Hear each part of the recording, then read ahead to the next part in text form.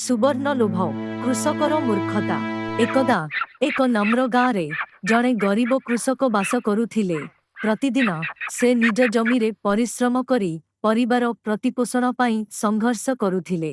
दिने सकाळे निज पशुमानंकु खाइबाकु देबा बेले कृषक तांको पल मध्यरे एक नियारा गुआ आविष्कार कले। अन्यमानंको तुलनारे एही गुजुर पक्षी थिला जहा सूर्य किरणरे आयम लसी उठुथिला। आश्चर्यर कथा, परदिन कृषक गुआर नाଳରେ एक सुवर्ण अंडा पाइले।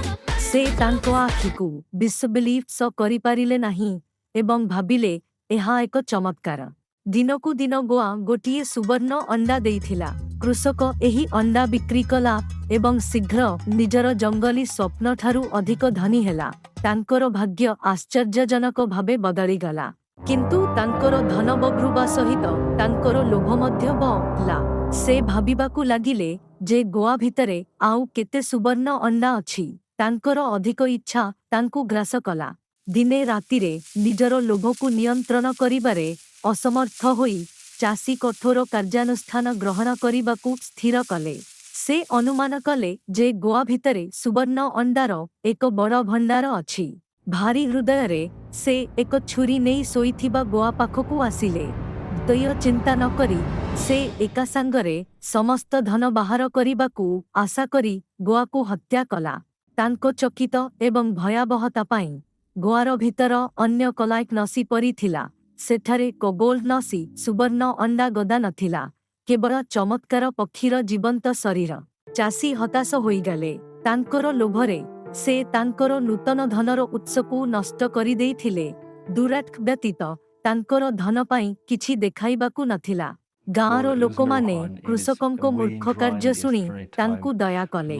सेमाने हृदयंगम कले जे तांकर अत्यधिक लोभ तांकु सबु किछि खर्च करिछि एवं एक सतर्क सूचना भाबरे कार्य करिछि। पूर्व अपेक्षा वर्तमान गरीब होइथिबा कृषक एक कठिन शिक्षा लाभ कला।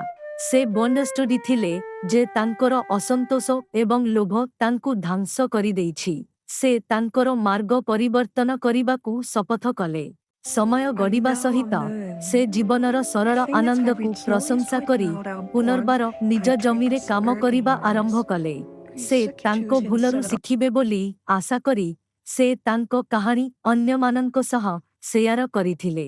सुवर्णर गुजुर कहानी बहु दूर पर्यंत व्यापी गला। अनेकंकु तृप्तिर महत्वाउट विषय शिक्षा देला। लोकमाने शिखिले जे लोभ प्रायतः लस क्षति नुहे लाभ को नहीं थाए। कृषक एक नूतन कृतज्ञतार भावना सहित जीवन अतिबाहित करिथिले, जहा से थरे ग्रहण करिथिबा सरल जिनिसकु भल पाउथिले। तेणु तांको कहानीर ज्ञान सहित गाँ आगकु बला। दयाकरी सब्सक्राइब, लाइक एवं शेयर करंतु।